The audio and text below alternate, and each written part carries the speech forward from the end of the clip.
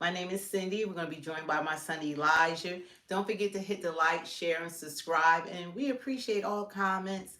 We're not biased. We like everyone interacting, whether you're Republican or Democrats, whether you voted for Trump or voted for Kamala. All are welcome on this platform. And we just hope that everyone will be respectful. One thing I like about our channel that we try to keep in the forefront is that we're speaking out and we're speaking our truth, excuse me, because silence can't be heard. So anyway, thanks for coming on. I know you are, but that's when you grabbing the word, excuse me. My son, you know how you start talking and someone is grabbing water bottles and all this stuff is going on. So anyway, hey, who's that on here? Oh, Essence Elijah. Yeah, that was Elijah making all that noise. Hey, Essence. You want to say anything like what we're going to talk about? Yeah, we're gonna talk about this President Trump versus Putin versus Zelenskyy. What we mean by that, it's looking like almost they're all kind of at odds with each other now, and we're hoping that this doesn't cause a World War III. And something else I want to say is this stream from now on, I'm always going to have ChatGPT to help us answer questions or help argue what you guys might say. I'm going to have ChatGPT for, just more evidence. Oh, breaking news. This is new to me. Thank you. Okay. Well, they said in 2 years, everything's going to be AI. So people like my son, he's in college. Everybody has to look at their careers right now because things are about to turn over really fast. And a lot of jobs that are out here now are going to be obsolete. So anyway, thanks for coming on. But we want to get started because this is important. Like the title is, what is it? Trump versus Zelenskyy versus Putin. So we're all in the mix and Trump patience is running out. But I don't know if you guys feel as though that Putin, is he concerned or does he want to end the war? Because we know that Zelenskyy doesn't want to end the war because that's how he retains power. But Putin, I think, feels as though that he has the upper hand. And there's no need for him to, I guess, end the war. But what I don't like is I don't want us being dragged into it. Because as soon as they start sending more missiles into, or Putin might be emboldened to start bombing other countries over there in Europe. So we don't know where this is going to go, where it's going to escalate. But one thing we need is our president to have a cool head. Because it's not going to take much for all these world powers to start coming at each other. And that's something that Zelensky's been warning for a long time. He wants the United States to fight this war. But if the United States get involved, then China's going to get involved. And it's like 1 billion of them. And they're supporting Russia. And North Korea is supporting Russia. The Europe nations, they seem kind of weak to me. It's like the United States will really be carrying all the weight of any type of war. Because we already carry the expense more than Europe.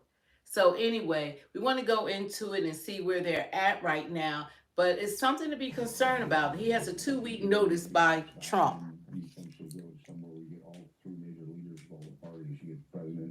President Putin and President Zelenskyy together and hammer this thing out and come to some type of signed document that ends this war. President Trump's special envoy to Ukraine, Keith Kellogg, teasing potential next steps in peace talks with Russia, but there's a war of words escalating between Putin and Trump. The president posting this on Truth Social after a weekend attack on Ukraine, saying, "I've always had a very good relationship with Putin of Russia, but something has happened to him. He has gone absolutely crazy." General Jack Keane is here. And General, there is a think tank in the UK called the Royal United Services, and they have this headline: Ukraine prepares for a Russian summer offensive, and that Russia will seek to intensify operations to build pressure during negotiations, but the pressure cannot be sustained indefinitely. Love your take on what you think is happening as this escalates. Yeah, what is happening, because it's escalating. Well, there's no doubt that Russia will do another offensive this summer. They're certainly in preparation for that. But I mean, right in front of us, I think clearly what is happening is Russia is not going to any peace ceasefire, temporary for 30 days or so, and certainly not to a permanent one in the near term. They've been unwilling to make any concessions whatsoever. Wow. And I think the fact that they continue to target civilians and kill civilians, I believe, is Putin's attempt to put more pressure on the president, because the president got involved in stopping this war largely because of the killing that's taken place, and he said it time and time again, and I think is very sincere about that. And Putin sees that as an opportunity to put pressure on the president to get him to back away. And I think that's what's happening. And listen, 25 years we've known Putin. And for those 25 years, he's been a war criminal that's targeted civilians. He's doing it right now, as we see, on a daily basis. He began in 2000 when he took power in Chechnya, killing tens of thousands of Chechnyans in villages, destroying entire villages and neighborhoods in Grozny. He was trying to chase down radicals who believed were a threat to his regime. But he was targeting civilians primarily. And then in Aleppo, Syria in 2015 and 16, tens of thousands of people, carpet bombing not seen since World War II, using chlorine bombs, using deep penetration bombs to penetrate hospitals that were built under the ground because of the air campaign. This is the history of the war criminal Vladimir Putin. And he's up to it again here, right in front of our eyes. And I think it's time for the president to pull the trigger here and crippling sanctions along with the Senate and the House and what the Europeans want to do, and also continue to provide military assistance to Ukraine is absolutely essential. That will get Putin's attention for sure.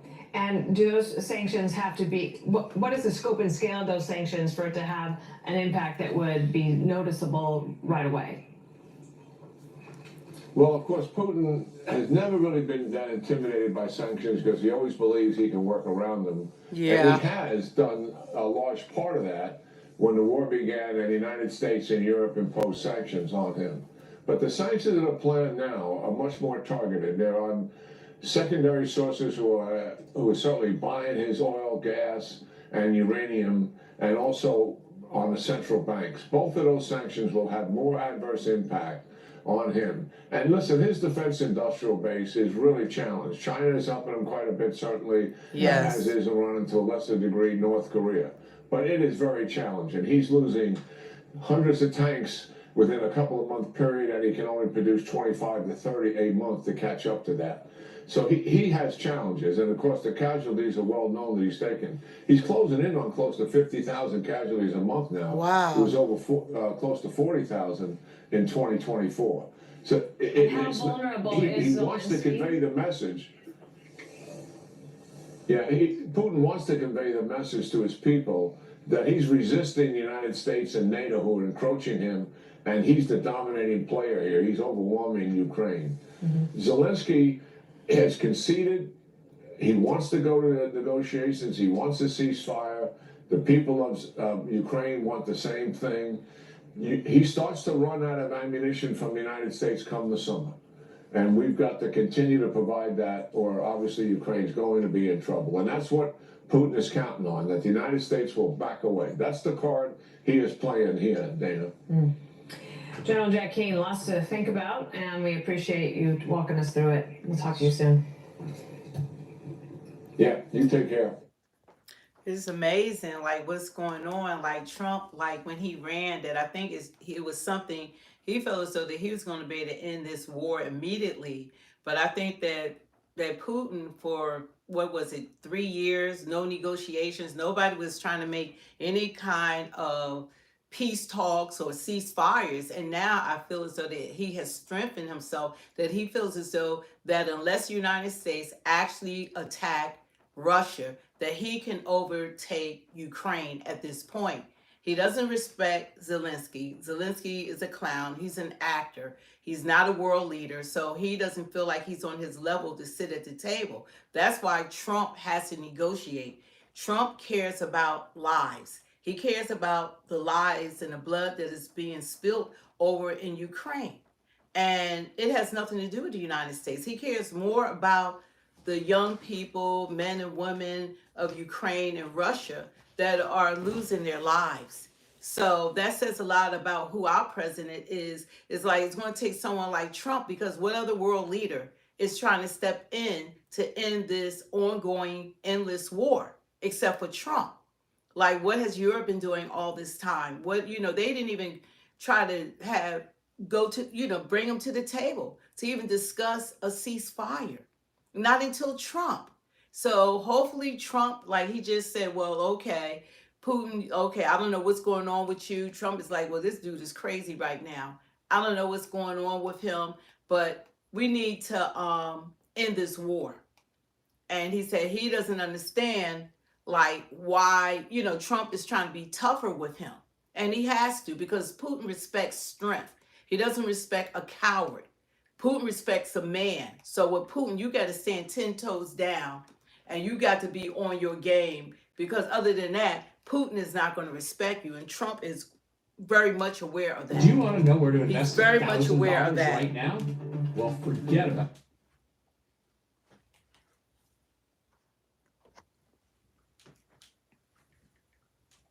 And so I think the Senate is going to get there. I hope they're going to get there. I think they're going to have changes. Some will be minor and some will be, fairly significant. But we've been working with the House all the way up. They've been working together. And the Speaker has been working with the leader of the Senate. And, they've done a great job. John Thune and Mike Johnson have done a fantastic job. They've been working together all the way up. So hopefully that'll be fine. He's under federal investigation. Do you have a comment on that and how that should impact the mayoral election coming up? No, I was surprised. I didn't know exactly. I just read about it just like you did, having to do with Andrew. I've known Andrew, and we've had an on-off relationship. He was saying the greatest things about me. I'm the greatest president, etc. And then the next day it hit us. But I did a lot for them. I brought in the ship during the COVID crisis. I brought in the Mercy ship, and I built about 3,000 units in the Javits Convention Center, and he didn't use them. I don't understand it. He wanted them, but he didn't use them. But I hope it's going to be okay. I hope it's not going to be serious for him. Let's see what happens. You spoke to European Commission President von der Leyen. Did you discuss the 50% tariffs, and did you agree to... She just called me, as you know. And she asked for an extension of the June 1st date. And she said she wants to get down to serious negotiation, because I told you specifically, but I told anybody that would listen, they have to do that. And we had a very nice call, and I agreed to move it. I believe June 9th, it would be July 9th would be the date. That was the date she requested. Could we move it from June 1st to July 9th? And I agreed to do that. And that she said we will rapidly get together and see if we can work something out. Another question. You announced on Friday about U.S. Steel and Nippon Steel. What will the ownership structure look like? What made you that? It'll be controlled by the United States. Otherwise, I wouldn't make the deal. I went to the unions, to all of the local unions. They all wanted it. And I'm doing it because all of the congressmen came in, about 5 of them, and the others, I understand, are in concurrence, and they asked that I do it. Everybody seems to want it, and we'll see. I mean, we'll see what the final is. But they're going to invest millions of dollars in steel, and it's a good company. Nissan's a very good company. We'll see. But it's an investment, and it's a partial ownership, but it'll be controlled by the USA.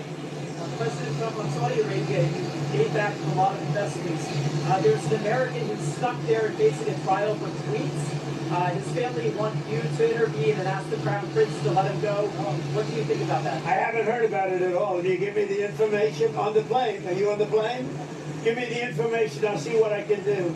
Do you think he's okay? I'm a reporter, I guess. I know that. Are you giving a recommendation? No, I'm not. Okay. Well, then maybe I won't do it. I don't know. You tell me. The way you posed the question, I thought you were assumed it was. Oh my God, okay. Trump is What did he do, supposedly? He sent some political tweets about Saudi Arabian politics. Were they bad?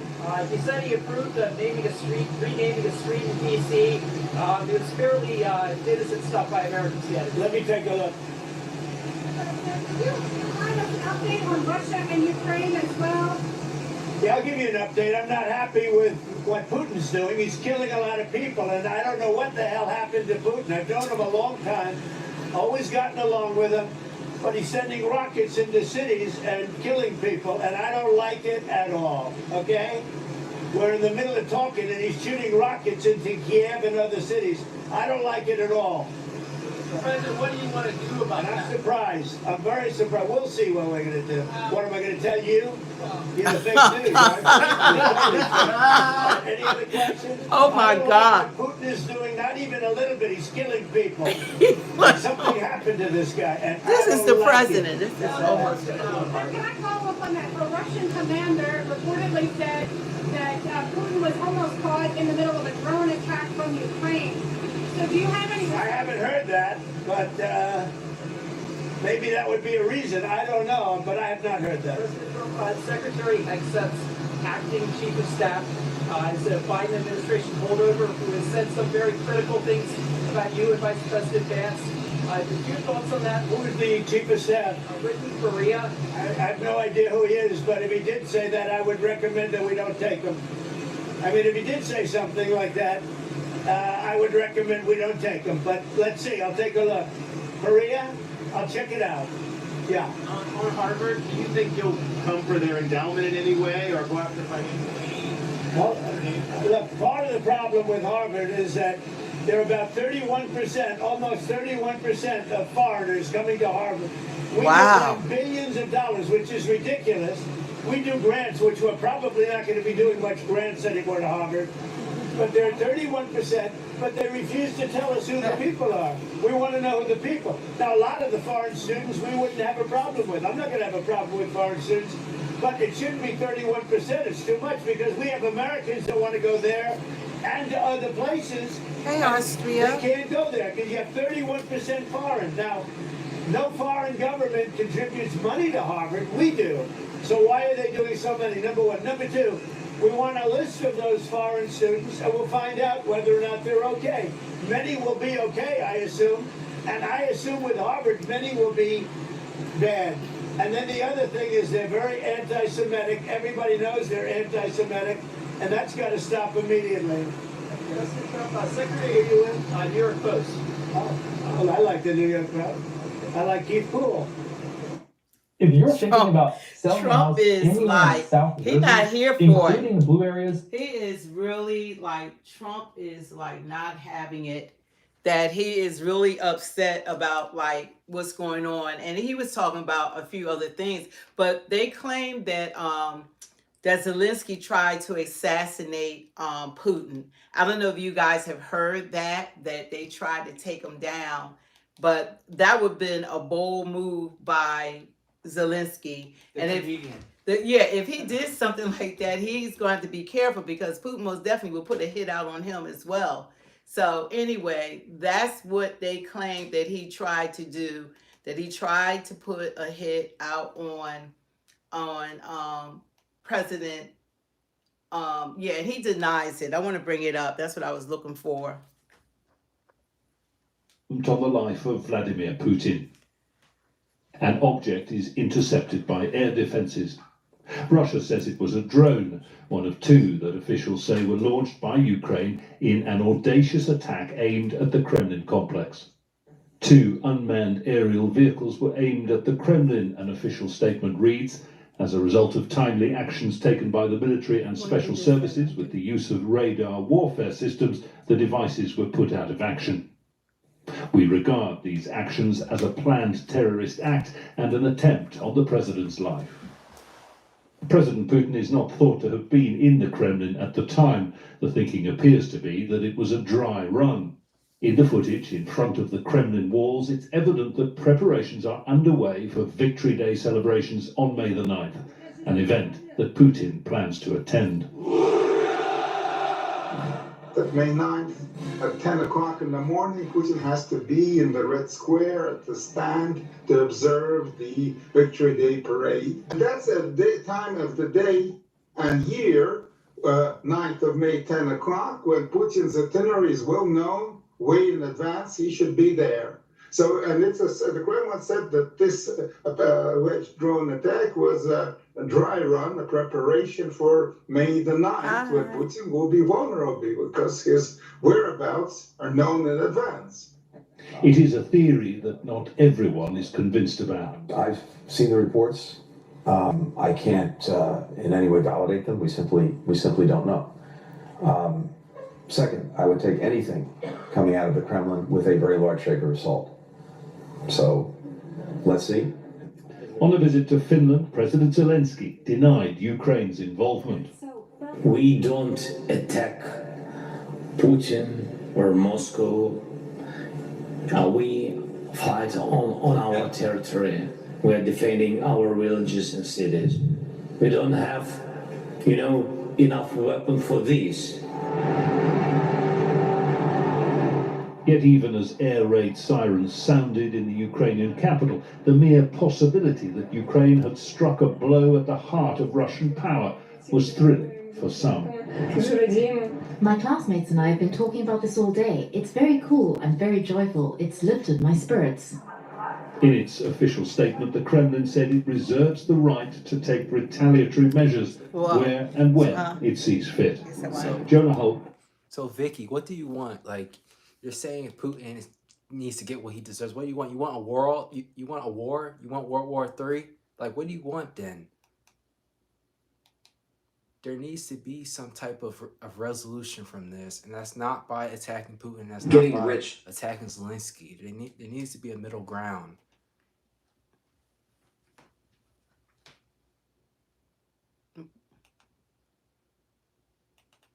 I guess like what you said, that's a great point, because we're at the point that everyone has nuclear bombs, and nuclear bombs are destructive. So we're not safe over here in the United States. No one is safe when China has a nuclear bomb, Russia has nuclear bombs, Iran is trying to build nuclear bombs, United States have nuclear bombs. I mean, they all can go in their bunkers, all the leaders, but the rest of the people will die. The Taliban has will die. You know, it's a difference if you fight wars and you have your tanks and you're fighting combat and you're on the ground fighting combat. But when they start bringing out the nukes, that's when the world is in trouble. So that's why you don't want to have a World War III. And this could escalate. Now, Trump has given him a deadline. You know, he said 2 weeks. You know, that Putin better be really coming to the table, and we need to discuss this, and we need to end this war, because Trump, no matter who he is, and no matter what's going on, he respects life. You can't get someone's life back. You can buy more tanks, you can buy more guns, you can buy more bombs, but you cannot replace life. Once that person, life is taken, that's it. There's no do-overs. And he said it's like 50,000 people. Is it a week? You guys, I don't know, like 50,000 soldiers, I think, a week or are dying in this war. That's a lot of people and a lot of bodies. So they're losing a lot of their citizens. So Trump, he's like more caring about their lives than their presidents. Putin doesn't seem to care about his citizens. Zelenskyy didn't care about his citizens. And nobody wanted this war to end. And when they could have ended the war, and should have went to the table, they didn't. I think now Putin, he's feeling himself. Now he's like, I don't have to do all these things because I'm winning. I can actually take more of the land, because if anybody tries to do something, I know they don't want to escalate it to a World War III. And he's right, because if our president cares about their lives, don't you think he cares about the lives of American citizens that he would have to send overseas to fight their war? It will become our war. So they have to have cool heads, because your leaders have to be the smartest people at the table. They have to know how to have a cool head and discuss these things, because lives are at stake more than Ukraine. Ukraine is a drop in a bucket right now. Oh, thank you, Thomas. He said I'm lucky to have a mom like you. Oh, thank you. To be compared to the world. So you should want your leader. Like, I truly believe if Biden was in office. God bless you too. And they're finding out, we're going to do a whole thing on that. Every Democrat on here, you know, of course I was a Democrat, you know, what black person hasn't been a Democrat? That they're finding out the auto pen that this man, that they're looking at, that Jill Biden's chief of staff probably was the one that was running this country, and they might have been taking orders. This is all hearsay by the Obamas. I mean, it's a lot of underneath stuff. and Jake Tapper, now all of a sudden he wants to talk about what really was going on and how the president was unfit. And I'm just saying that I believe that if he was still in office, or that Kamala was in office, we would be in World War III right now. We would have still open borders. We wouldn't have money coming into this country. There would be no deals going on. I really feel as though that it would be closer to the end of the world if they had remained in office, because this is different. This time is different. The world is already changing with AI. They're saying in 2 years or whatever, like a lot of our jobs are going to be wiped out by robots. So you really have to look at your careers right now. So we got a lot that's riding on American citizens, and we need our president not to be influenced by media. He got to think about the people of this country. And that's what you want from your leader, to think about the American citizens. And that's why I like America first. That's why what I really respect about Trump is America first. Don't just send us out there. Protect this country, protect its citizens. And that's what our leaders should do. Just like Russia, Putin going to protect his citizens. Zelenskyy should be protecting his citizens. China's protecting their citizens. We don't need our president money hungry, which I'm glad ours isn't. They couldn't buy him. They're not controlling. One thing about it, they're not controlling Trump. If y'all don't know anything else about him, he's not being controlled by these by mainstream media. He's not being controlled about people putting money in his pockets. He's not being controlled. He's his own man, and they couldn't buy him. And he said, how am I the only president that lost money being president and the rest of them became multimillionaires? Nobody talks about how they're pocketing money. Nobody talks about what's really going on, because the media's done a beautiful job influencing the minds of Americans. Don't focus on policy. Don't focus on the economy. Don't focus on the 2 wars. Don't focus on open borders. They had us all wrapped up in a blanket and said, just focus on Trump. Just hate him. Meanwhile, our country was being destroyed. So it's a good thing about what's going on now. There's a lot going on that we don't know that's going on. One thing I do like about this administration is the transparency. You get to see what the executive board looks like, what a cabinet meeting looks like. We never got to see all the transparency. You could ask them anything without a teleprompter. Thank you. We should all give a good hand clap to Trump. One thing about it, at least he doesn't speak with a teleprompter or a script. And they're actually praying before meetings. They pray. Thank God for that. Whether they're good, bad, at least you know that they are transparent. And I respect the transparency, if nothing else. And I respect the closed borders. I don't know about y'all, but those borders had to be closed. It's hurting us. You can't have 20 million or 14 million homeless people coming to this country, and it doesn't affect us as a whole, especially with a $36 trillion debt that we somehow have to take care of, so that our children and children's children are not going to be affected by what has been going on for years, because no other president has tackled the freaking deficit, this big debt that we have that's going on. Somebody has to do it. Thomas. Want to say something? Yeah, Thomas, just say you're a Democrat, dude, because no person with a right mind. What'd he say? He said, it's nothing. I'm not going to say no point saying that. But we can see he's not a Christian. He's a Democrat to say that. Yeah, so it's a lot. I mean, one thing about it, speak the truth. We're not, like, we call Trump out on things we don't agree with. Nobody agrees with everything with anyone. The only problem I have is that when the Democrats can't call out the bull crap, they can't call out the lies, the fake news, they can't call anything out. But we call everything out about Trump, whether it's good or bad, everything. But it's nothing called out all. They did this to this country. The people that came in here, those illegal immigrants, it's not their fault.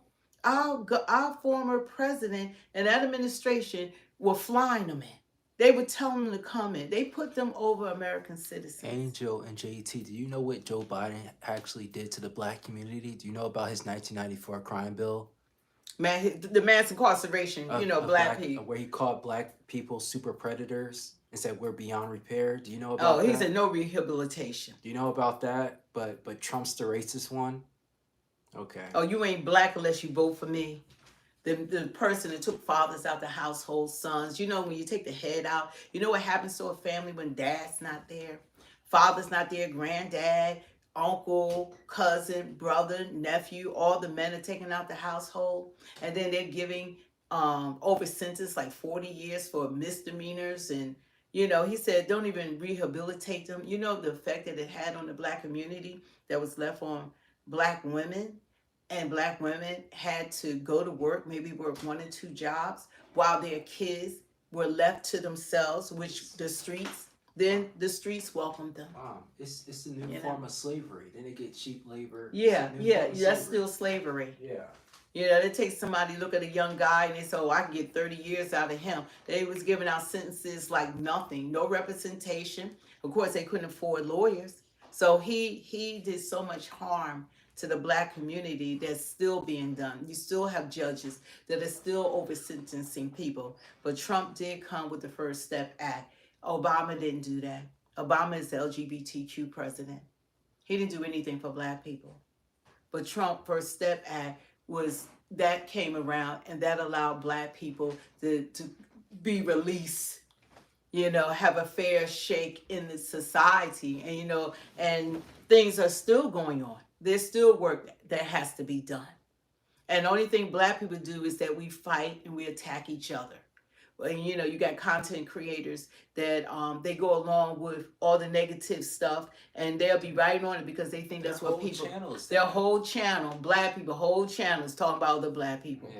Yeah. But I say you don't see other races, their whole channels devoted talking about their race. That's how we need healing, mentally, physically, spiritually. We need God to really intervene in the black community because Jesus will be back before we get it together. But that's a story for another day. But we want to stick with this topic. This morning, President Zelenskyy is saying that Ukraine's defense minister spoke on the phone with the head of Russia's negotiating team in Istanbul. The Ukrainian leader pushing for his country to be invited to the upcoming NATO summit, saying by not doing so it would be a victory for Putin over the alliance. But Putin wants in writing that NATO will never expand in order to get peace in Ukraine. So what it comes now is President Trump warns Putin to think carefully about his next move, posting this. What Vladimir Putin doesn't realize is that if it were not for me, lots of really bad things would have already happened to Russia, and I mean really bad. He's playing with fire. Dan Hoffman knows it all too well, studied Putin all of his life, lived in Moscow, station chief there, and Dan, good morning to you. We've reached a critical point here, I believe, in this war. And if Putin does not want peace, what are Trump's options? What are Europe's options? Where does the potential for the fork in the road take us?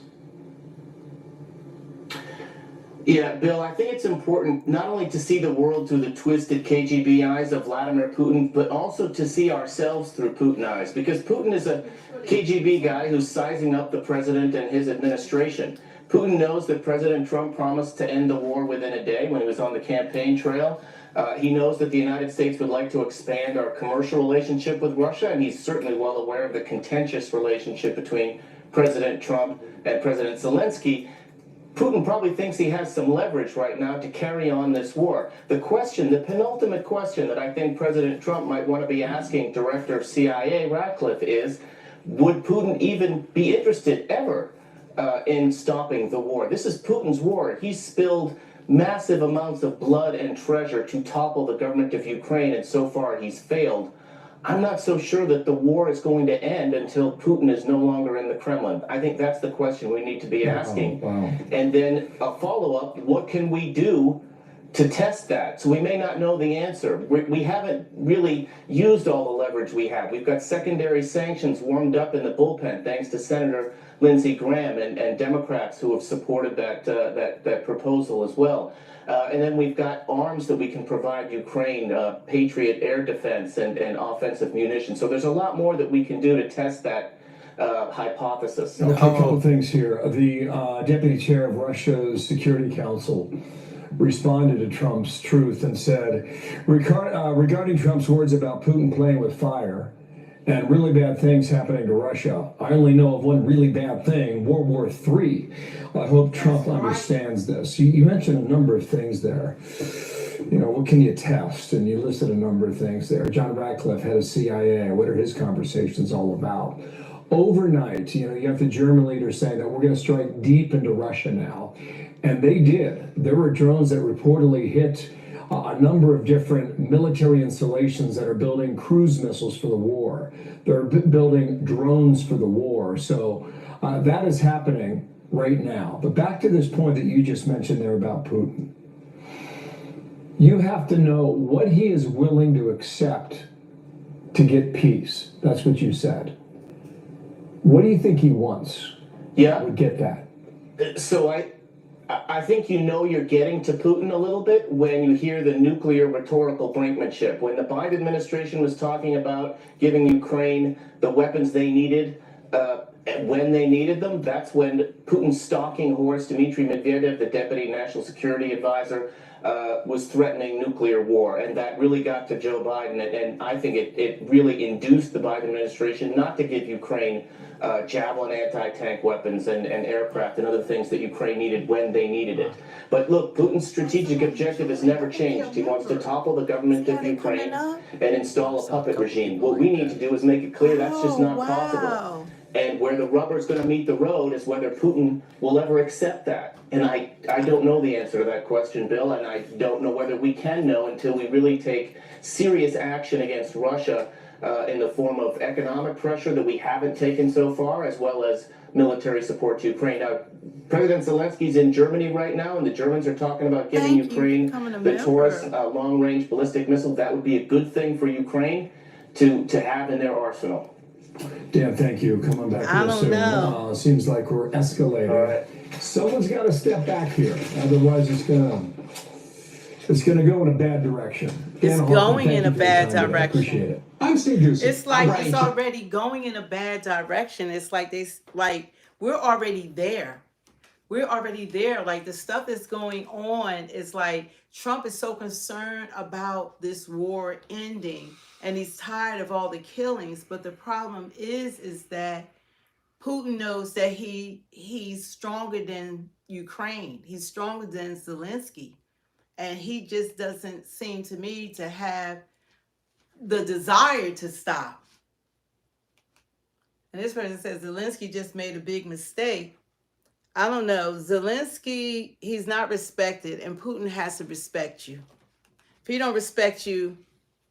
We have some breaking news coming out of Eastern Europe, and I'll tell you what, right now, things are not looking good. You see, just the other day, the Ukrainian military, led by none other than Volodymyr Zelenskyy, actually attempted to assassinate Russian leader Vladimir Putin by unleashing a swarm of combat drones towards Putin's private helicopter. Now, altogether, Russian air defenses were able to neutralize 46 of these Ukrainian attack drones, ultimately saving Putin's life in the process, which is a very good thing, and I'll tell you why. Had this assassination attempt been successful, it's an almost total certainty that Russia would have gone nuclear, quite literally carpet bombing all of Ukraine, which would ultimately kickstart a World War III type of scenario. And so, folks, what do you say we just go ahead and talk about the elephant in the room for a moment? Thanks, you guys. Very clearly, Zelenskyy is not interested in participating in the peace talks that President Trump has attempted to broker between Ukraine and Russia, because if he was, he wouldn't be trying to assassinate Vladimir Putin and start World War III. Yeah. Because to be very clear, peace talks are still ongoing, and right at this very moment, President Trump is still actively working to bring about a peace deal between Ukraine and Russia. So really, this attempted assassination can only be viewed as a direct insult to not only President Trump, who has done everything he can to help bring about peace, but it's also a direct insult to all of us Americans who have, in large part, helped fund Ukraine's war effort. Yes, The truth is, Zelenskyy just attempted to undermine and subvert everything that President Trump has been working to accomplish since stepping back into the White House. It's absolutely insane. But now, folks, as if this entire situation couldn't get even worse, it actually does. But before we take a look at that, I do want to say real quick that if you guys enjoy the daily news, civilians. And so right now, President Trump is actually extremely upset with not just Zelenskyy, but also Vladimir Putin as well, saying this: "I've always had a very good relationship with Vladimir Putin of Russia, but something has happened to him. He has gone absolutely crazy. He is needlessly killing a lot of people, and I'm not just talking about soldiers. Missiles and drones are being shot into cities in Ukraine for no reason whatsoever. I've always said that he wants all of Ukraine, not just a piece of it, and maybe that's proving to be right. But if he does, it will lead to the downfall of Russia." Likewise, President Zelenskyy is doing his country no favors by talking the way he does. Everything out of his mouth causes problems. I don't like it, and it had better stop. This is a war that would have never started if I were president. This is Zelenskyy's, Putin's, and Biden's war, not Trump's war. I am only helping to put out the big and ugly fires that have been started through gross incompetence and hatred. So, folks, like I said, right now, President Trump is not happy. In fact, he also had this to say about the entire situation. Take a look. Yeah, I'll give you an update. I'm not happy with what Putin's doing. He's killing a lot of people, and I don't know what the hell happened to Putin. I've known him a long time, always gotten along with him, but he's sending rockets into cities and killing people, and I don't like it at all, okay? We're in the middle of talking, and he's shooting rockets into Kiev and other cities. I don't like it at all. And so, ladies and gentlemen, there you have it. At this point, given the current circumstances, the peace deal in Ukraine that President Trump has been working so hard to obtain seems like it's almost a complete and total impossibility. As they say, it takes two to tango, and the reality is, at this point, both Zelenskyy and Putin are the only ones responsible for this complete and total breakdown in peace talks.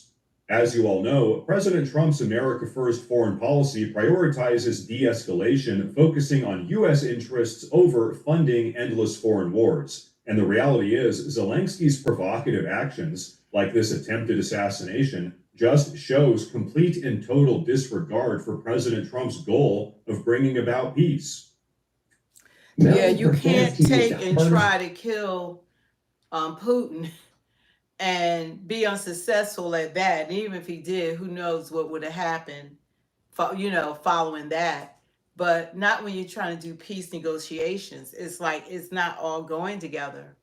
So Generously funding Ukraine's war effort, yet Zelenskyy's recent actions completely disrespects all of this support.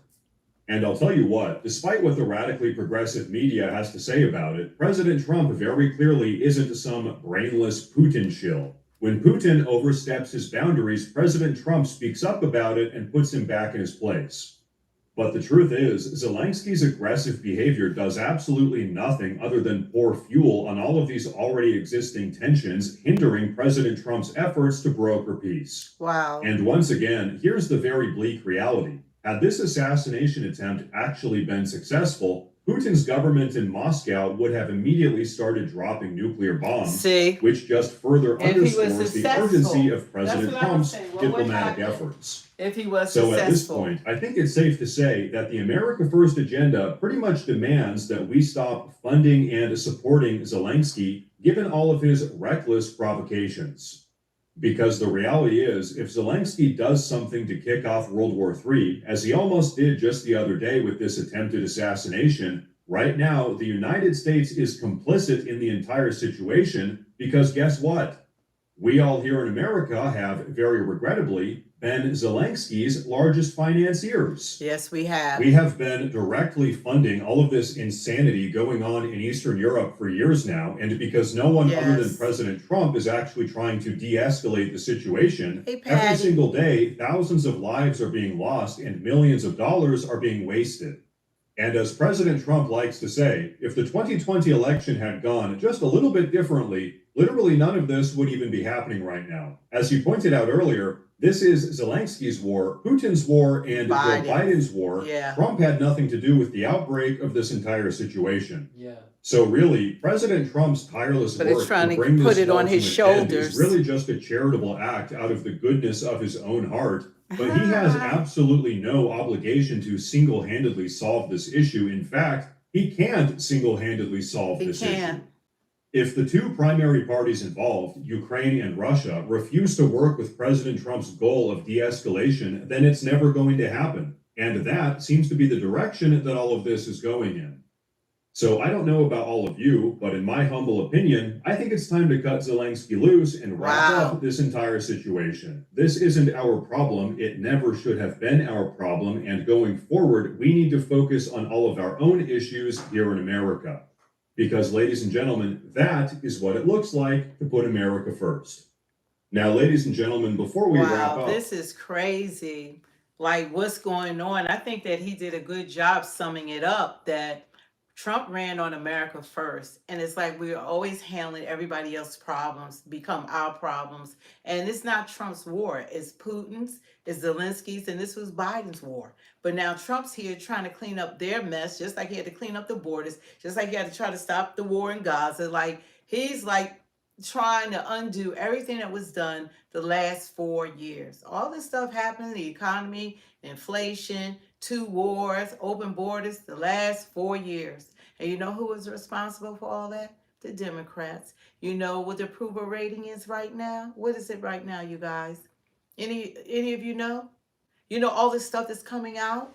It's going to be hard to keep on supporting the Democrats, because every day more and more and more of the corruption is being revealed, to the point that even media now can't lie about it. Guess who's talking about it?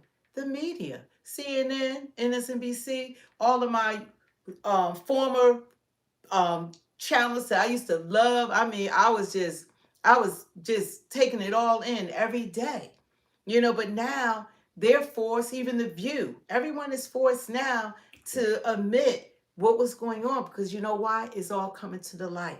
Didn't God say what was in the dark will manifest? All the truth shall manifest. The truth is manifesting. And it's going to get to the point that people are not going to be able to deny what that corrupt administration, former administration, did to our country. And now everything Trump do is bad, and he got this in his lap. All of this. They did a good job blaming someone who wasn't even in office.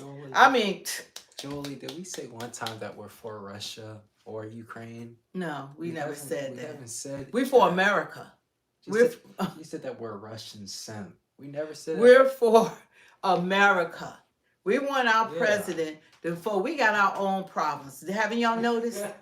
We have our own problems. You know what that former administration did? And y'all, this is called Speak the Truth 2.0. So we're gonna speak the truth. We're not gonna sugarcoat it. We don't do stuff for likes and for subscribers, for people to agree with us. But we want to be honest and be authentic. And Joe Biden was, you know, and to be real. I mean, if you can't be real in your life, then when are you gonna be real about anything, huh? I said, and Joe Biden was Ukraine simp.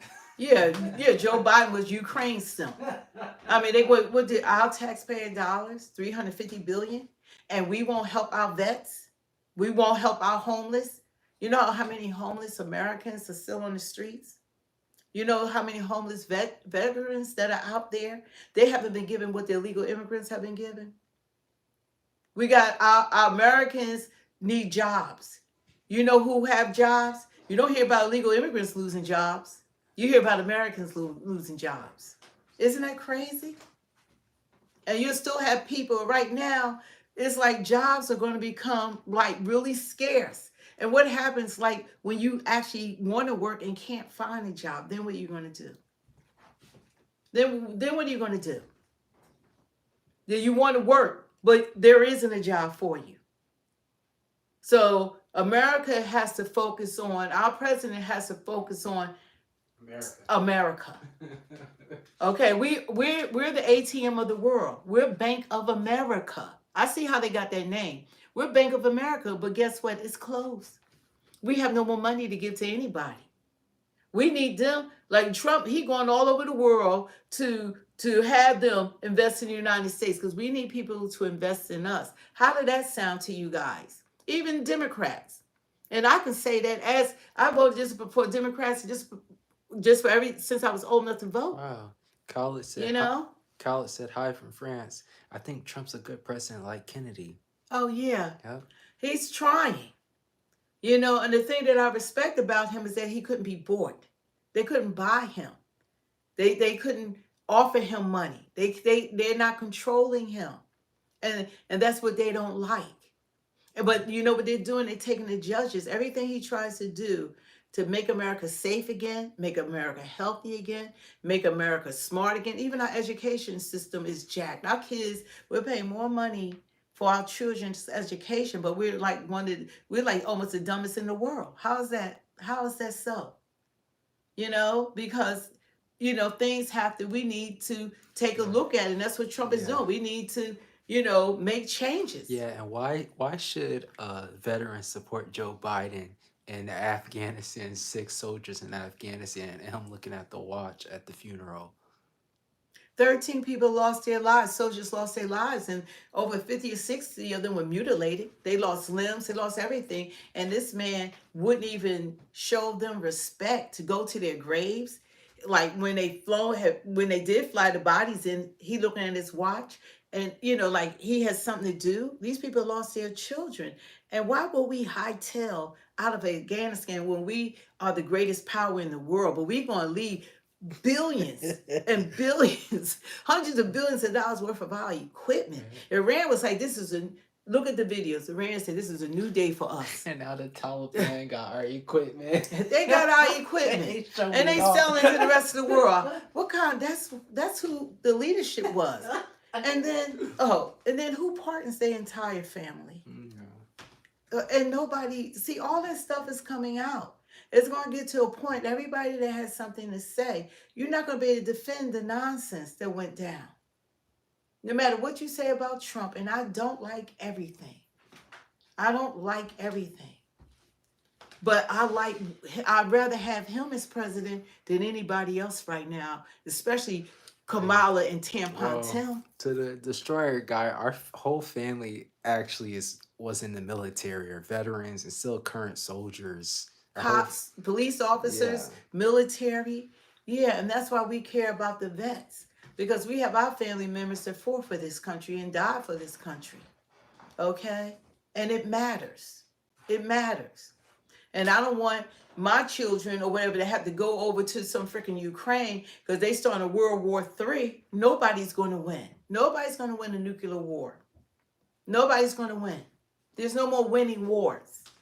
The war that's going on in Ukraine, that's an endless war. And they're going to be hiding. Nobody's going to win these wars now. It's just going to be destruction. And they're going to be hiding in their bunkers while all the citizens are dying. While all the citizens are dying. Turned to dust.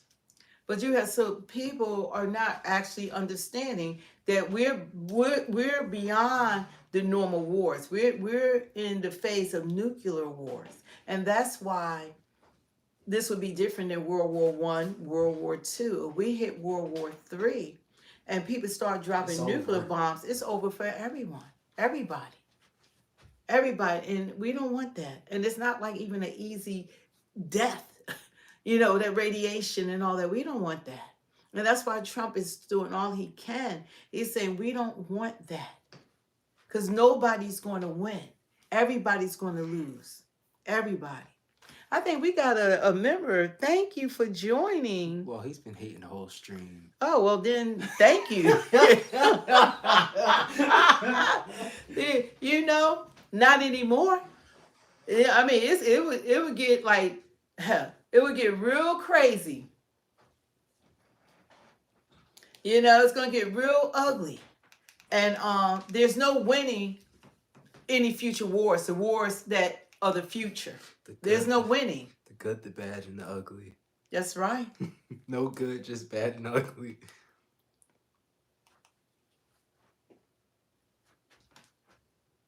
Dang, Dominique, you got a lot of hate in your bones. Oh, wow. Well, the chat should be going at different people because I'm quite sure. Where are you guys from? Do we have anybody from out of the country on this stream? Look what this dude guy said real fast. What did he say before I put this on? His name is MAGA Destroyer. MAGA Destroyer. He said That's funny. He said, "Thank you, Democrats, for taking care of veterans, unlike MAGA, who votes against our health care." What did the Democrats took care of?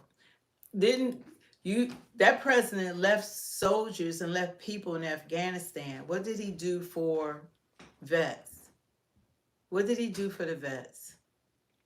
Wasn't Trump the one that poured money into even his first term, that he took care of the vets and straightened out I believe the Veterans Hospital and so that they could be treated faster, that they were holding it. Wasn't that Trump? Because I don't remember what Biden, someone asked Biden, what did he do for the vets? And I like to hear his answer.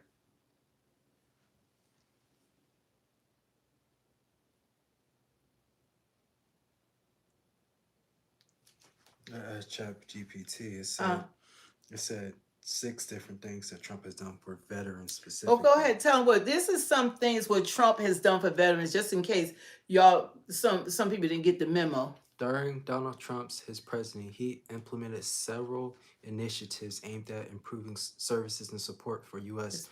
veterans. These efforts spanned healthcare, education, employment, and accountability within the Department of Veterans Affairs. He did healthcare reform and access. That's what I know. He did accountability and transparency. He signed the Veterans Affairs and Accountability Protection Act in 2017. He did education and employment support. He did addressing their homelessness. Efforts to combat veteran homelessness were also a priority. By 2019, the number of homeless veterans has decreased by 49% compared to 2009. And he's honoring veteran service. So Trump has actually done things for veterans that people don't even know about. That's why ChatGPT is great. Taking a live look over Moscow there in Russia as tensions between the U.S. and Russia appear to be escalating dramatically. A Russian official talking about the possibility of World War III. Wow. Fox's Doug Luzader joining us now live. Doug, good morning. Thank you so much for being here. Good morning. Good morning. Well, first off, I do want to ask you, can you break down the actual context here of the statement that was made and really who made it? Well, you know, we've had a long effort now on the part of the White House to get Russia to the negotiating table. Thus far, it really hasn't worked in terms of brokering a ceasefire agreement. There's clearly frustration on the part of the Trump administration that has been mirrored with a pretty brisk response from the Kremlin. So where it goes from here isn't clear. The White House indicates that the president is considering all of his options, which may include sanctions levied on Russia. There has been a report out of the Kyiv Post that the president may consider lifting some of the range restrictions on the weapons we have given to Russia, and the weapons we have given to Ukraine. And at the same time, you have this pressure building from Congress to ramp up sanctions, and that looks like it's shaping up to be a veto-proof majority in the Senate that would back some kind of additional response from the White House. So everyone's kind of waiting to see exactly how the president and the White House responds through the course of this week. And that's what I was going to ask you. The statement coming out from that Russian official, obviously the former president of Russia there. So my question is, has President Trump responded? We know that he's usually pretty busy there on Truth Social, but it appears that he hasn't said anything in response to what was essentially a response. Well, this may come down to a question of what the White House does in terms of whether there will be additional sanctions this week. There had been a report of the Wall Street Journal that they are considering additional sanctions. Again, this report of possible lifting of range restrictions. I mean, there are a host of options here in front of the White House. We just don't know what path they're going to take, and it may be that we don't see any kind of response. And quick question here, how does it appear that ChatGPT is an unbiased source of information? It's not looking at it from the Democratic view or the Republican view. It's unbiased. the relationship between President Trump You ready and for me to go to Fox News or CNN? President Putin has kind of changed over the past several days and really maybe a week or so. Well, the president has made his frustration very, very clear, saying that in his mind something has happened to Vladimir Putin recently, and that there's just frustration that he has not negotiated at this point a ceasefire deal. All right, Doug Luzader there with Fox News. As always, thank you so much for taking the time. I don't know. So it's amazing, and everyone is talking about. I think that when you have our leaders, and it's not even our war, and we're still, no matter what, we're so involved in everything that's going on, and it's hard to focus on. We have our own problems here. Like, we're one nation under God. We need to come together as United States citizens. That's what we need to do. We need to come together, and we need to stand together. Because at the end of the day, everybody's looking out for their own. I don't trust that guy. Which one? Zelenskyy. Well, Zelenskyy likes the power. You had an actor, someone was a former clown, and they put him in power. Yeah. So that's what they did. And he knows they were supposed to have elections again, I think last year. And as long as the war is going on, then the people can't vote him out. But the people have been crying about him. They want him out. They want him gone. They want the war to end. They want the war to stop. They don't, they want this to, and they said that he's been locking up opposition. That's why they called him a dictator, because he's been locking up people that speak out against him. They said that he tried to silence the church. It's a lot of stuff that's coming. They've been grabbing citizens off the street and making them fight in the war, just kidnapping them. So it's a lot of stuff that's going on. These are rumors. I don't know if you guys heard it, but there are different things that that's been going on inside of his country, and the citizens are not happy with him. They're not happy about what's been going on. They're not happy about the leadership. And war is always about power and money. It's never about the people. If a war is going on, it's not about the people. None of this is about the people and the welfare of the people. It's always about the Benjamins. It's always about power and money. That's what this is. Conquer and, what do they call it? Conquer and destroy. What's that saying? But it's not about the people and the welfare of the people. Then sometimes it turns into an ego contest. Yeah, now it's talking about who's the big dog, on campus. Like, they want to have a pissing contest. Who's the biggest, who's the big dog, who's the guy, but not at our expense. Because I just think that the time that we're living in is like no other time. Because you have so many countries that have nuclear capabilities. It's so many countries. And if people start dropping nuclear bombs, then it's going to be, what are you going to be fighting over? The land is going to be destroyed. The water system is going to be destroyed. Food's going to be destroyed. Everything's going to be ruined. Nothing will be the same. We would be in conditions that we couldn't even imagine. Like you guys are in your homes. You have the comfort. You could go and get water, from your faucet. But war changes everything. And isn't it in Ukraine just open field? Like there's nothing to hide behind? Yeah, they said that the field is plains. It's flat land. So the only thing to stop a bullet is a body. That's what they said, that there's nothing to protect the people. So it needs to end. And our president cares about these citizens if though they were his own. He said he wants the war to stop. He got to fight for our country. He could just let them fight it out. Yeah. We could just step back because everybody else stepping back. Europe ain't trying to do anything about it. They were just letting them just go on and on for 3 years. They ain't trying to do anything. And they're right over there. No, China's not trying to end the war. President Xi's not trying to end the war. President Un is not trying. It's President Trump. He's the only. President Biden didn't even try to end the war. So they weren't looking to end this war. What? It's just reading some of these comments. Putin has balls.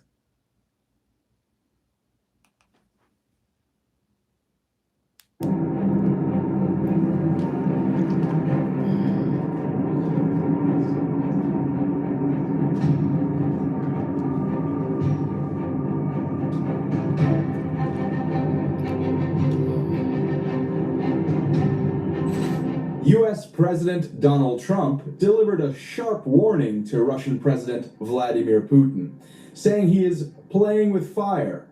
This comes as peace talks between Russia and Ukraine have stalled, and frustration grows over continued Russian attacks.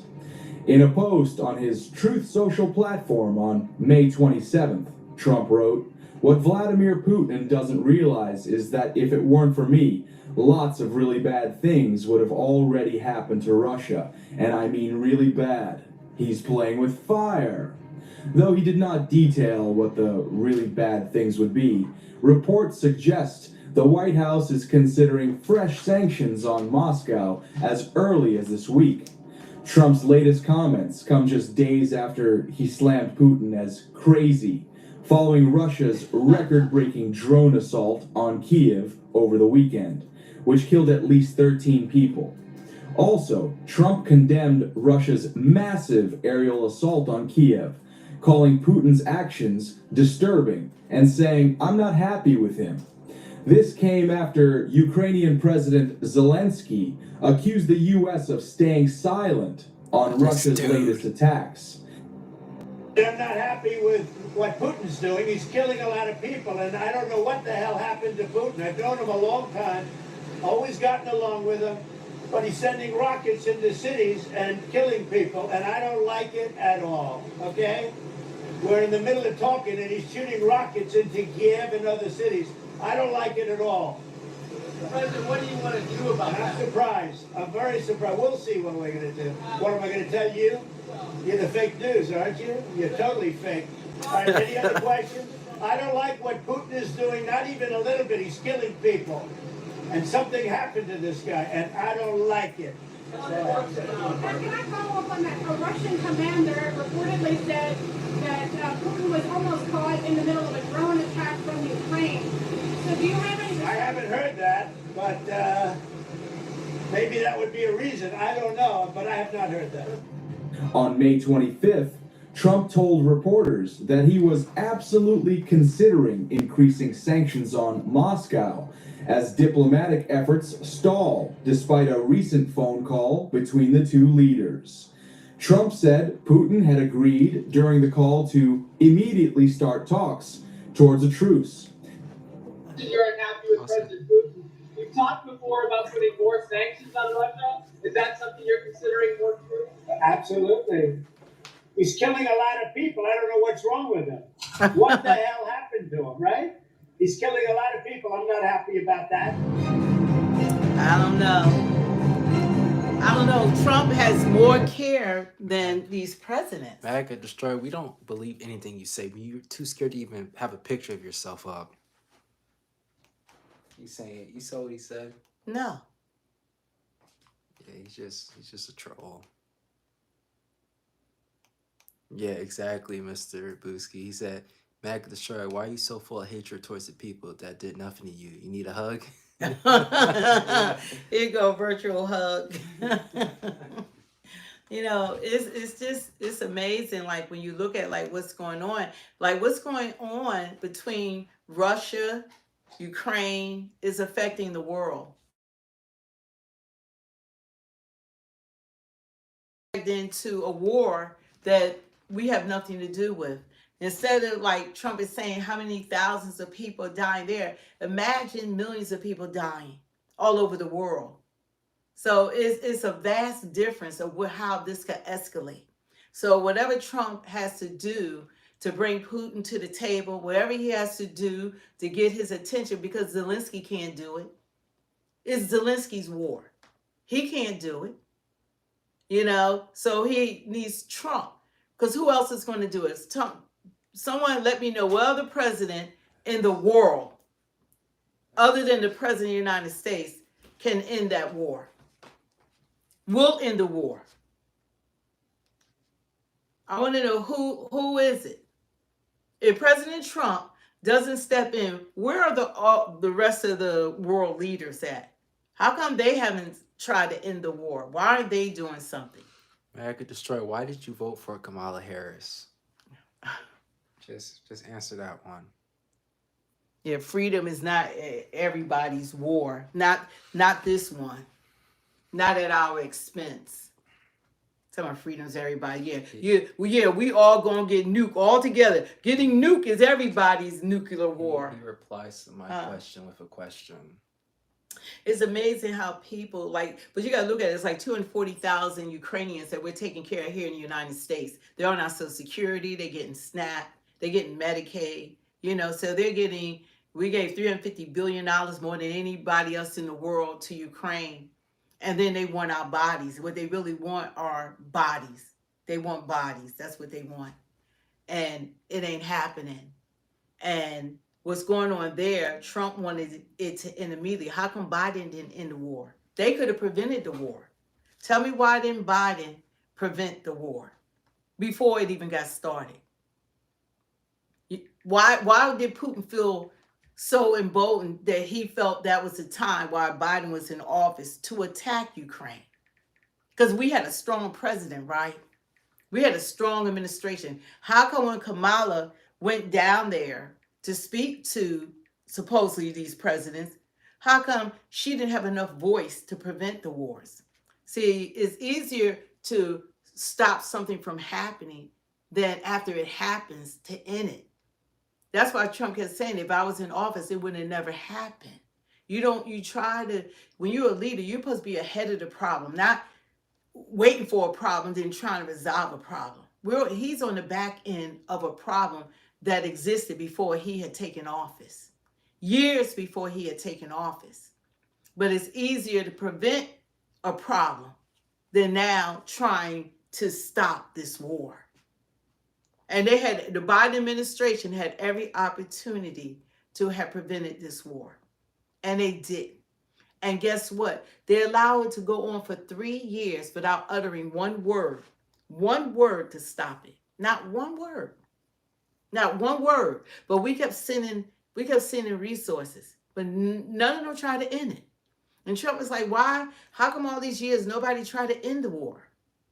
And now they want him to be the miracle worker. Well, you said you was going to do it in a day. Yeah, but now Putin, who is this guy now? Putin is feeling himself. Only Plains, if you think we're biased, you haven't been listening to what we've been saying.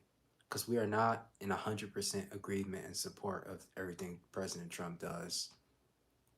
Neither are we for what the Democratic Party does. And we're about America first.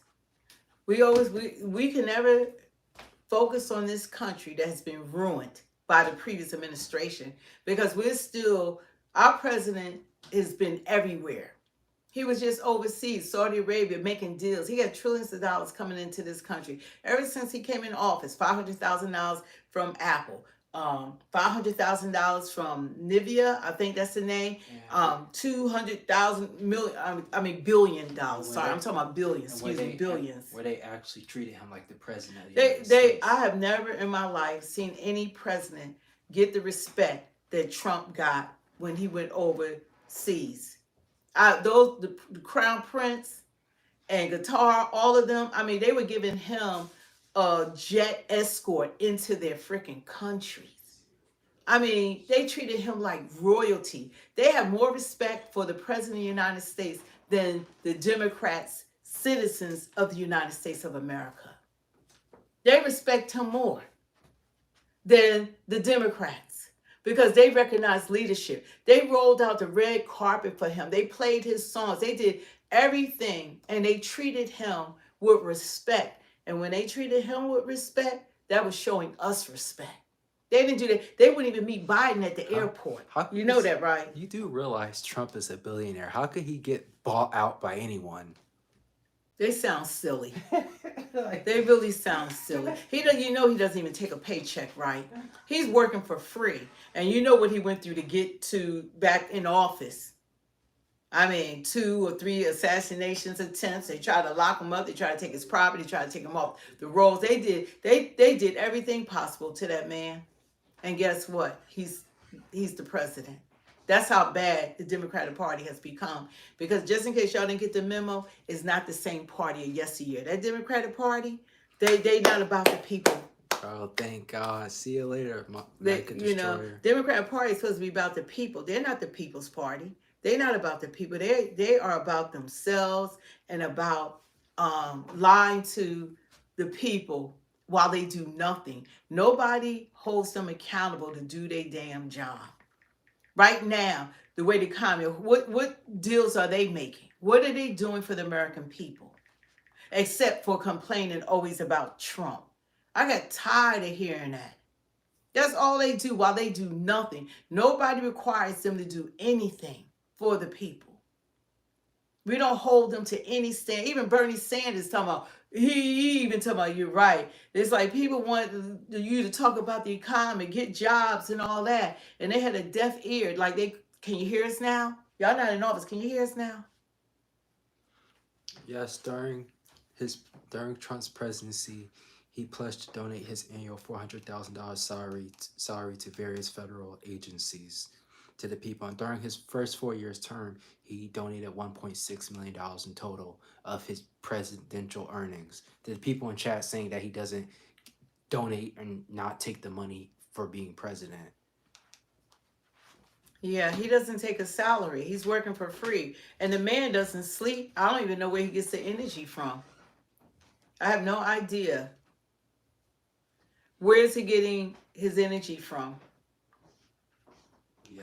You know, he hasn't stopped since he prior to becoming president. I mean, I don't know where he gets his energy. I don't have it. You know, he's always working. And he's handling everything. He's met with I don't know how many leaders, how many executive orders. I mean, it's like nonstop. And the thing about it, it's like he takes questions from reporters. So anything you don't like or anything that's a problem, even the sorry reporters that never asked any questions from that previous administration, they only allowed Biden. They gave him certain reporters were only allowed to ask some questions. And it was scripted. Now you got a president that he takes questions from everyone and his administration. None of them back down from questions. None of them have cue cards. None of them have scripts. They're all transparent. They let you in on the cabinet meetings. It was so funny one What? time when Biden was reading, his teleprompter. His teleprompter. He said pause when it said the Pause. pause. And Kamala couldn't speak without one. She was word salad queen. It's amazing. You know, but a lot of stuff is being revealed. It's going to get to the point that you're not going to be able to say anything. Because as everything continues to come out and more of the truth is being exposed that we already knew. I mean, if you have any kind of discernment, you could see that party is jacked up. And you got to remember the drugs they were giving Biden. So you have like those yelling. They allow 350,000 kids to be missing. Yeah. They allow fentanyl to come in here. They allow open borders. They allow 350 terrorists to come in. The cartel, MS-13, Trinidad Araga. I mean, they just allow us to destroy this freaking nation. Tony, you mad, bro? And they still want to defend it, right? They can't be Americans. Hopes that Trump understands this. The message went directly to Trump and no points for guessing who it was really coming from. Just recently, US and Europe allowed Ukraine to fire missiles wherever Ukraine wants. See, they try to and say that it's one-sided. We listen to all news. Is the Trump administration going right back to the tactics that were used by the earlier administration over years? And we all know that we're standing in the fourth year of the Russia-Ukraine war. So clearly, what results those earlier tactics reaped, it's for the entire world to see. Can Russia be coaxed into submission or any kind of negotiation? Can sanctions play any further role more than what they have in the last 3 years of trying to stop Russia from what they want to achieve? Who's really playing with fire here? Welcome to Game Plan. I'm Shivan Chandna. Joining me to discuss this further is Glenn Deason, Professor of International Relations, University of Southeastern Norway. Glenn, always a pleasure speaking with you. Welcome to Game Plan. Who's really playing with fire here? Is it Zelenskyy? Is it Putin? Is it Trump? Or is it Ukraine's Western backers? Well, Shivan, and thank you for having me back. I think everyone is playing with fire now, and everyone is racing very quickly up the escalation ladder. And we see now that any pretense of this merely being a proxy war is going away, as we're taking a very big step towards now a direct NATO-Russia war. And of course, there's a lot of outbursts and threats from the West. We tend to focus here on on how upset we are with Russia. But what's worth noting is that the patience in Russia is also very much wearing thin now, and it's become common for Trump to pretend that the U.S. is now merely a mediator. He keeps saying this is not his war. At the same time, you have U.S. Secretary of State Marco Rubio recognizing that this is a proxy war, much like Boris Johnson recognizes. It's been a proxy war since 2014, and the U.S. under Trump continues to send weapons, continues to provide intelligence and the logistics, which contributes to killing thousands of Russian soldiers. Now, one can argue whether or not this is legitimate and for self-defense, by the way, also including targeting Russian cities, but nonetheless, this entails that the US as well as NATO countries have become a participant in this conflict. Indeed, they were a participant since 2014. So he wants to have it both ways. He wants to be a mediator, but he still wants to participate in the war. And it is a difficult dilemma because the way he sees it, he needs to keep the pressure on Russia if you're going to have a political settlement. But still, this is not he's not mediating a Ukraine-Russia war. He's mediating a NATO-Russia war, a proxy war. And I think NATO. that this failure to address the conflict that is his problem. Because, he's making a good point.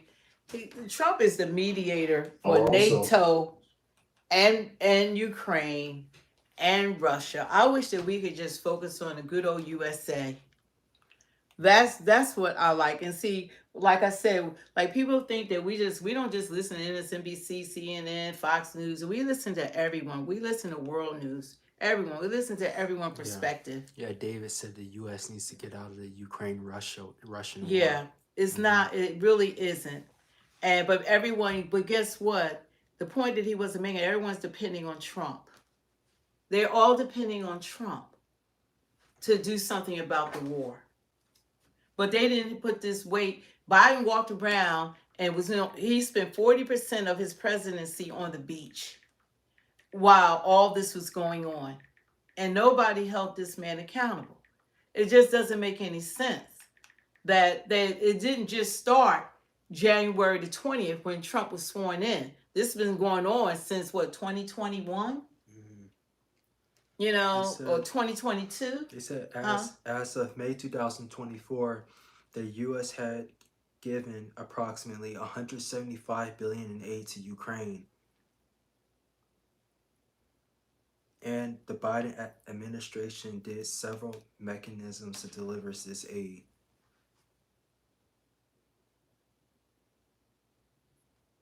It's not a lot for Ukraine.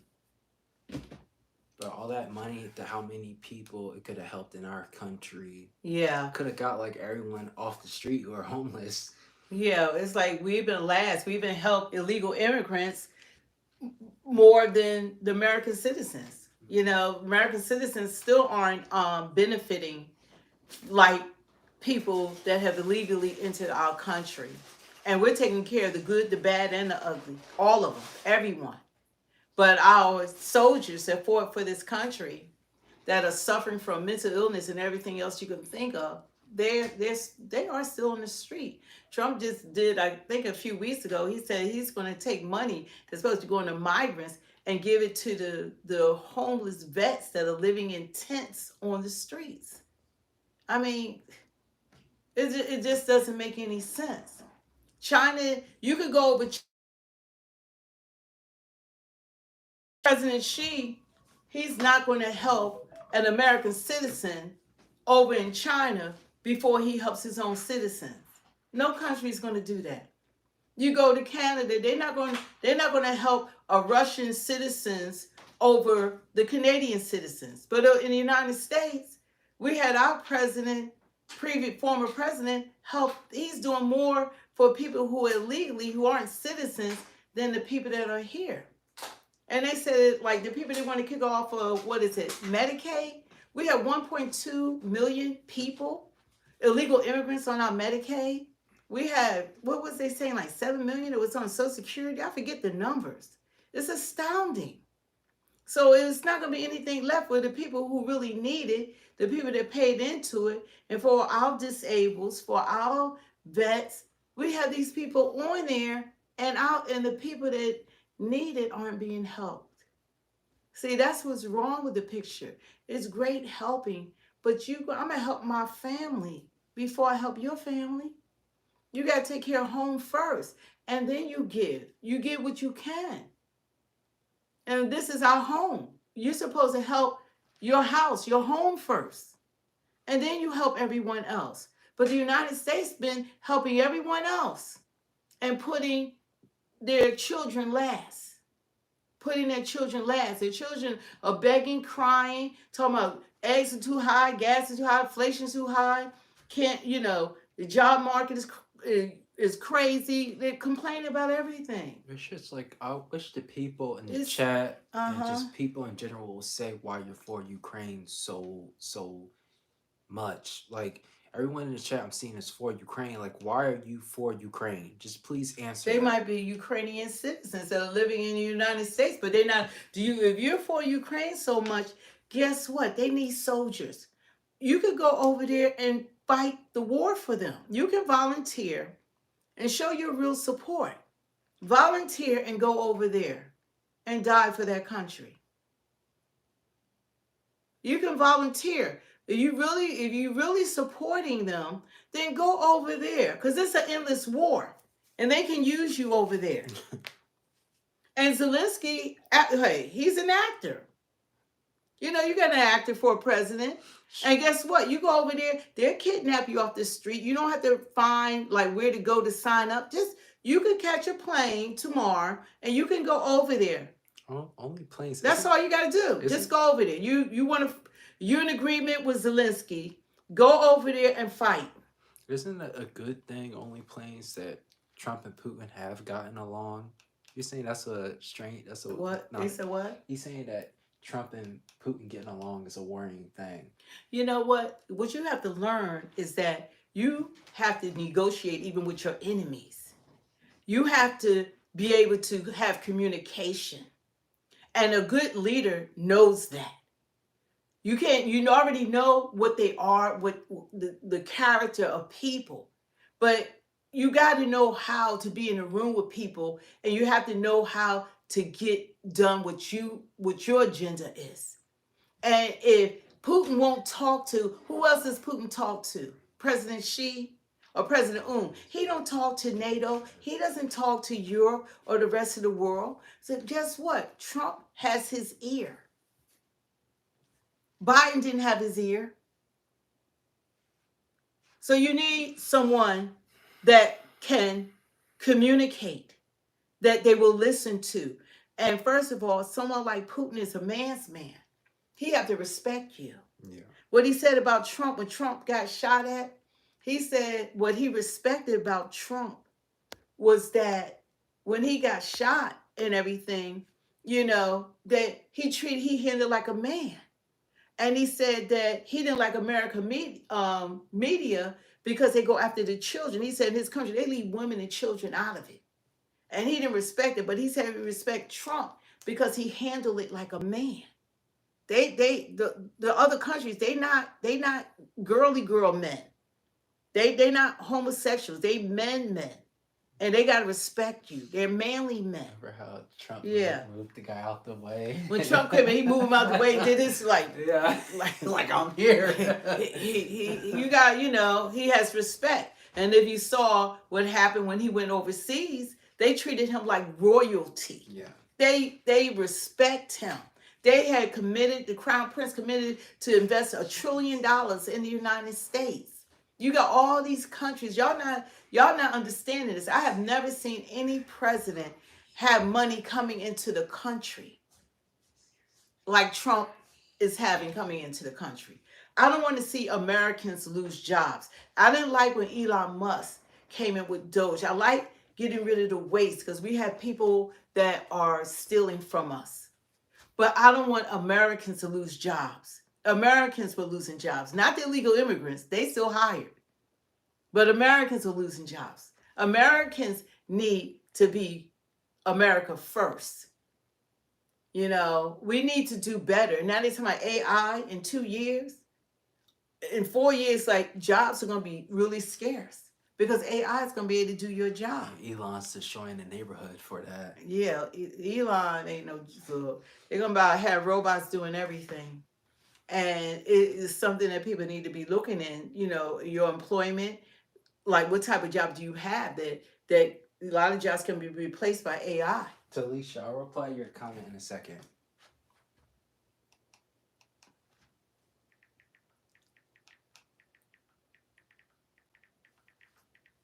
That's a good question you asked.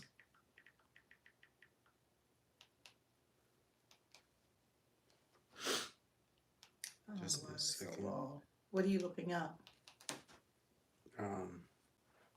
She asked what money has came into the country because of Trump. Oh my God, you really shouldn't be asking that question. If you watch Trump on the news just about every day, he's making deals. You could go even with the deals that he even recently made with Saudi Arabia with the Crown Prince and the president of Qatar and all these other countries that he went over there making deals. And you could look at Apple, $500 billion, $500 billion. I think that was his first week that he was making a deal with Apple. Google all of it. Just Google him. The deals that's being made. Then I think Taiwan, I don't know, it's not the president, someone in Taiwan, whatever, one of the companies, I think it might have been Hyundai, they're investing what was it, 200 billion? I forget, that's coming into the country. They opened up factories here. He shut down Mexico trying to bring electric cars through China and let them get to work instead of building cars here in the United States. He shut that down. Trump went over Saudi Arabia. I don't know all the details, but from the Crown Prince, I know he has committed to $1 trillion worth of deals. Trump, I think, left all these different countries with trillions of dollars. That when Trump went down there, mind you, he only been in office maybe 400 days. How many days has he been in office? Not too long. How many days? 3 months, 4 months? Only planes. You saying that just proves that your mental isn't there. So you could I thought you were looking it up. But the list, they have a list that they've run, or you go to the White House. I think you're trying to look it up, but all the deals and all of the money that is coming into this country. But tell me, I just named off the top of my head. Now tell me the money that Biden had coming in from the previous administration, or any president. Obama, anyone. You could go to my videos. I think I did it 3 weeks ago with him and the Saudi Arabia presidents and Crown Prince and all the money and the way that they treated him like royalty. They said that the tech companies, the different companies have given to Trump, Trump in 2025 is Amazon, Meta, which is Facebook, Uber, Energy, Exxon Mobil, Chevron Pharmaceutical, Johnson & Johnson, and Abra Laboratories, Telecom, AT&T, Comcast, Verizon, and others a bunch. It's Ford, General Motors, Toyota, Robinhood, Bank of America, and Evolence Health, and there's a lot more too. You could look it up, what companies have given. Are investing into the United States. Yes. Because he's telling people if you do your products here and invest in America, then the tariffs are not going to affect you. Trump wants everybody to invest here in the United States. But you didn't talk in the numbers, the trillions of dollars that they're looking to come in. And even Doge, they did good stuff and there's stuff I didn't agree with, but they did cut a lot of money, wasteful spending. So that was the objective. I haven't seen any president try to cut wasteful spending in the government. So there's a lot of things that's going on. There's a lot of waste. We were sending money, $22 million for overseas for Sesame Street for a play.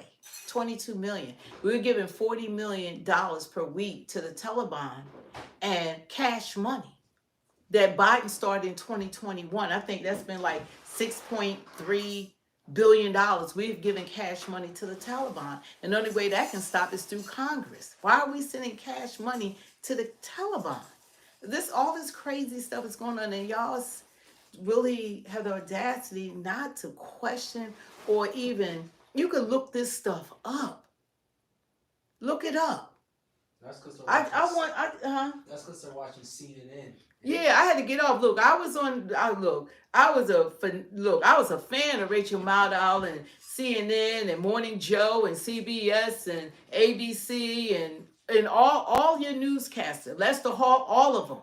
Meet the Press, all of it. I love it. Face the Nation, all of that. I was an avid because I'm not only a legislative director, I'm an activist. I organized. I was doing those big rallies and I met Biden. I don't know how many times. I've been in meetings, conferences, dinners with Biden, with different administrators, and from Bernie Sanders to all of them.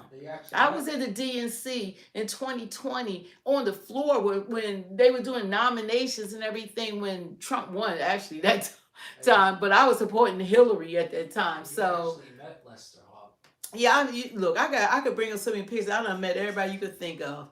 And I have spoken and campaigned and been organized as far as having people doing phone banking and canvassing, getting people out to vote. I've done all of that, sitting on executive boards, only female and black females sitting around executive boards, representing my company. So that's what I do. So I was just a voter. I mean, I was boots on the ground out there stomping the grounds to get these people elected. And Biden, his last election, I was out there doing all I could to make sure, because Trump was the enemy. He was the bad guy. I believe, he's Hitler. He's a threat to democracy. The Democrats are a threat to democracy. There was no candidate that was chosen by the people that ran for president. They chose Kamala for you. You threw away my Trump hat. Yeah. So, but it gets to the point that I said that they don't represent what I represent. I'm a child of the Most High God. And their values have changed completely. The Democratic Party, once Obama came in, he started the LGBTQ. He's the father of that. That goes against what I believe in. LGBTQ. And I'm like, okay, I'm trying to ignore all that they're doing. What would Jesus do? LGBTQ. Okay. Here come Biden. He's a transgender president. He like last Easter, he's like, we're going to call this a day of invisibility. Didn't even acknowledge the resurrection of our Lord and Savior. And Kamala had the nerve to have an abortion clinic at her rally. Yeah, and then Kamala, her DNC, they eliminating babies. That they campaign on abortion. They were in office and they didn't want y'all to know they couldn't campaign on their record. There was a campaign that said, look at how great the economy is. Look at inflation, how we had to. Look, we have no wars. Our borders are closed. They couldn't say nothing. And they said, I know what we can say. We could say we're for women's rights. We're going to campaign on abortion. How many people need a freaking abortion? They want to fight for women's rights. Get men out of women's sports. That's my right. Have men out of women's locker rooms. That's our right. Okay, how about those things? How about bringing down the economy so that you can, the inflation so you can feed your children? There's a lot of single women out here taking care of households. So they were not for the people. There was nothing about them for the people. And they wanted to finish destroying this country because it's all about the Benjamins and it was all about power and it's not about you. They knew that Biden wasn't fit for office. And anybody saw him at the debate knew that he wasn't. And that's who was running around for 4 years. And that was just a glimpse at what we had gotten to see. And none of them disclosed that. The media protected all of that. And the media is still protecting all of that. But guess what? A lot of stuff is coming out. And because I'm a realist, when I saw that it's going against what I believe in, then that was it for me. I will never vote that way again. As long as they for abortion, as long as they for same-sex marriages, men and women sports, and all the list of things, and they don't put America first, they can forget it. They can forget it. I'm done with that party. I'm done. And it's a shame that Black people, we don't vote for policy. We keep voting for identity politics and what have they done for us. We don't have, we didn't get no anti-crime bill. And they've been in office. Cops are still killing us. Everything's still going on. You know, everything's still going on in the communities. But every other race got it. Yeah, so we're done. I'm done. I'm done. Yes, Cindy, for president. Yeah, I'm done. You know, there's no way. There's no way. And you know, we got family members that are not speaking to us, and they totally, they believe what I believe. I promise you, I was part of that train of people that thought Trump was this and that, and he's terrible, awful. But you have to be a type of person. You shouldn't be agreeing with everyone about everything. Everything. Everything. And that's what I see from the Democratic Party.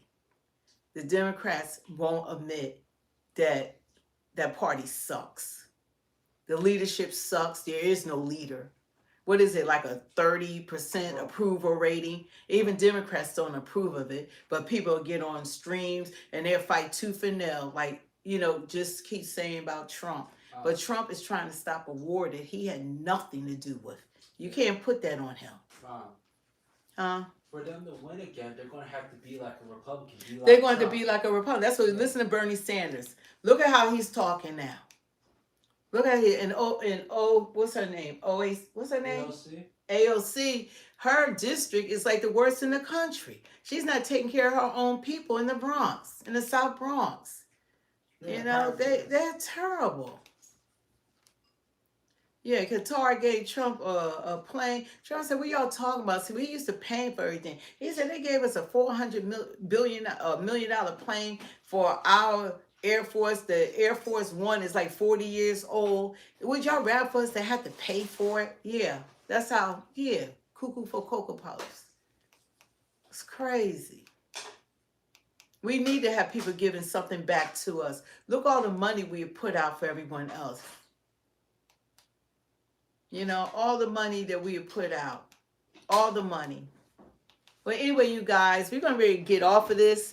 Thank you for joining us. I'm tired. It's 11:18. But we'll be on here tomorrow because I wanted to get in with Elon Musk because now, you know, he has now, I guess he's going back to take care of Tesla. And he is now going back to, he said he's not even going to be donating to campaigns in the future. And we got to go over this big, beautiful bill and see how it affects us. You know, like they talk about good things, but then there's stuff in the bill, like you listen to some people, things that's not too great for, you want to be great for average Americans. But I think the biggest assault on us right now is going to be AI. That's a big threat right now because I think a lot of people are going to be really out of jobs. Have a great night to you. You know, they're going to be out of jobs. He's wrong. Elon, I don't know. Ruining that whole town. And right, yeah, what town is it that Elon? Isn't it Memphis? Yeah, I think it's Memphis. Mm-hmm. Yeah, is it Memphis? Yeah. Mm-hmm. I believe so. I thought it was Alabama. Is it? No, I believe it's Memphis. Look it up real fast. You should just Google it. Yeah, well, anyway, the town, the people, they said getting cancers or whatever because that technology trying to build these robots, these AI robots, or whatever that he's trying to build, that is, it must be polluting the I don't know if it's the air that is polluting. Yeah, it's Memphis. Yeah, Memphis. Yeah, Elon, yeah, to build world's largest supercomputer in Memphis. So, yeah, so there's a lot of concerns that's going on with him, but they're about to take over a lot of jobs, and the world's about to change in 2 years. They're talking about 2 years. 2 years that a lot's going to change. Yeah, a lot's going to change. But we're probably going to dive into that, what it means for us. You know, people that's out here and like people, you know, going to have a more difficult time, I believe, finding jobs. You know, it's going to be more difficult to get work. And Medal of Honor reveals why Putin at the end of his spear in Ukraine. Okay, we'll listen to this one more thing. This seems like interesting. So I want to see this and then we're going to be out. But thank you guys. Don't forget to hit the like, share, and subscribe. Don't forget to join. We do have a membership for any of you guys who are interested. And we want to See what they got to say about this. Discuss all of this and what to make of what feels like rising tensions between Russia and perhaps the United States as Medal of Honor recipient Staff Sergeant David Bellia. David, it's always great to see you. Thanks for being here with us today. I keep thumbing through the newspaper on a daily basis, David, and it seems like I'm getting more news about new lines of potential tension, and I hear it from President Trump when it comes to our relationship with Russia. Where do you think this is headed? This is bad. You know, the ISIS challenge that President Trump dominated and showed what American force could do, that really kind of opened up the world. Look, President Trump clearly wants peace in the world, but if you push President Trump, he's gonna punch back. This is a much greater challenge. And look, we can all point to the reasons why we got here. It's clear that Putin had no respect for Jake Sullivan, Susan Rice, and the beta males of the State Department. But we're here now. And so this is, Secretary Hegseth has now chosen to put 20,000 troops. We're looking at Romania, we're looking at Poland. The eastern flank of NATO was exposed. Germany, in 80 years, they haven't done a permanent deployment. Now those Germans in a brand new armored brigade are staring right at Belarus. Remember, when Ukraine got hit, they got hit from the east, but they also got hit from the north in Belarus. This puts a lot of pressure now on that eastern flank of NATO. Now, you talk about the Baltic Sea. The Russians have also been doing some pretty dangerous naval missions in the Russian Sea. They're doing some exercises out there. Finland and Sweden are the two newest members of NATO. Finland has already reported that Russia has invaded their airspace. Finland and Sweden are not in NATO for the T-shirt. They're in this because they understand the real threat that they have from Russia. This is a really dangerous spot. So we've got about 90,000 to 100,000 between that area that are there. That is going to send a message that, you know, you don't want to negotiate with the Pope. You don't want to negotiate for peace. Time's running out. And Putin's got to make a choice here. David, nobody wants World War III. President Trump ran on the ability to basically avoid the expansion of wars for the United States across the world. But it seems like that olive branch has been offered. It seems like Vladimir Putin has been welcomed to the negotiating table, and it seems like he is the one who is unwilling to engage with President Trump in finding some solution. In fact, it looks in many of these instances like he's getting more aggressive. And now you're seeing President Trump respond in kind. So it feels like we're getting to a point where Putin has to decide which way this is going to go. Trump got to hit him back. He does, but I think the partner that he has now with the United States is a little bit. Think about this. In the last week, Russia has taken 55 square miles from Ukraine. That's 2 New York cities. So Putin is living in the world. Remember that old game in the 90s, Supermarket Sweep? He rolled into Ukraine. He went for all the expensive stuff. He went for what he wanted because he had the time. The election of Donald Trump signals the end of that shopping spree. So now Putin believes that if he can just be touching home base when this thing ends, whatever buffer zone will be negotiated, whatever demilitarized zone that'll be negotiated, if he's touching home, he's going to get that and get to keep it. He's at the end of his spree, and he believes that he can hold on to whatever he can get. It's not well thought out. It's desperate. But let's be honest, Russia showed us all they can do. They lost almost 800,000 troops in that fight. You know, we could say Putin's wild, Putin's aggressive, but Putin can't fight. And he's got to realize that he's up against a president right now that doesn't want war, that will do whatever he can for peace. But if you push Donald Trump in this DOD, we're going to hurt you, and we're going to hurt you for generations to come. I don't know if your ears were ringing last week, David, but I was at the Medal of Honor Museum here in Arlington, Texas, talking with Flo Groberg, and of course your name comes up as well. It's always an honor to get to talk to you as well, even through the virtual reality of television. Thanks, David. Wow. Appreciate you. Hey, Sean. This is so amazing. Let's look at the poll. Will Putin listen to Trump and end the war against Ukraine? So 21% say yes, and what's that? What's that, Elijah? Read that. That 69% said no. So, yeah, Putin, I don't think Putin is listening to anyone at this point. I feel as though he feels emboldened. We're going to have to hit him hard because he respects strength. You can't come weak at Putin. Trump has to stand tall with him. Yeah. He has to hit heat and pole. Yeah, he has to, stand strong with him. 719 people voted on this, so that was great. Yeah, he can't, like with someone like Putin, you got to show him strength. He's Russian. He respects strength. Yeah. So Trump got to. He's not a comedian. Yeah, he's not a comedian. Yeah, he has to really stand tall with this guy. He has to really punch back, and Trump got to show him that he's a man.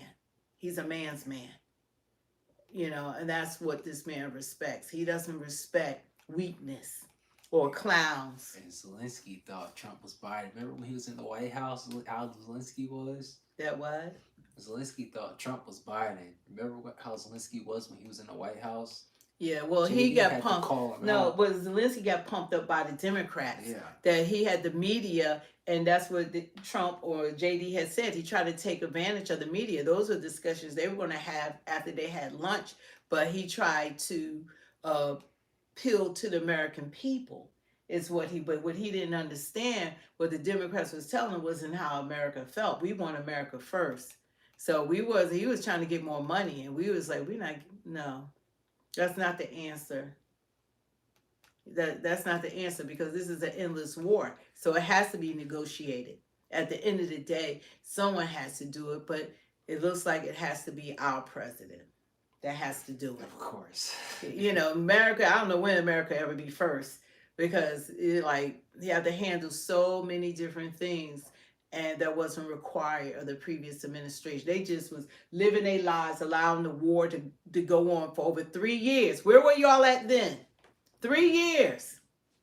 They were just living their lives, going at the beach, sleeping, Sleepy Joe. They were not being held responsible for anything. Signing things he's not even signing. Yeah, they had an order pen. Now they found out, they're trying to find out, they're investigating, who was using this order pen. Now they want to find out who was running the country. Y'all knew that Biden wasn't running the country. He was not running this country. They destroyed it. People that weren't even elected.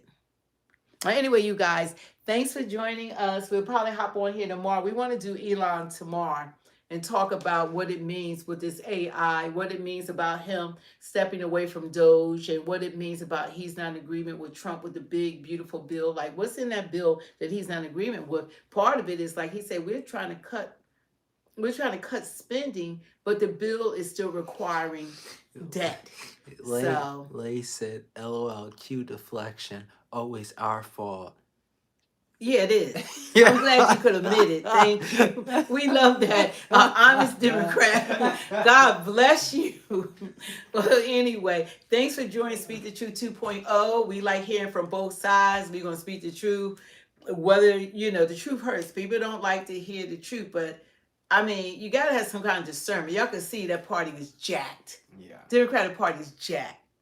And I feel entitled to say it because that's what I've been, a Democrat. But I can admit that the party sucks. It's going to take a lot of years to fix what they've done. They destroyed this country. Now, it's one thing allowing people to come in. You vet them. America's not against immigrants. But nobody should have open borders. And you know what came in? Fentanyl. You know what came in? 350,000 children are missing. Do anybody talk about the missing kids? No. And then the people who was trying to do it legally have been waiting for years. Yeah, the people that have been trying to do it legally the right way, they've been put on the back burner because of all of this.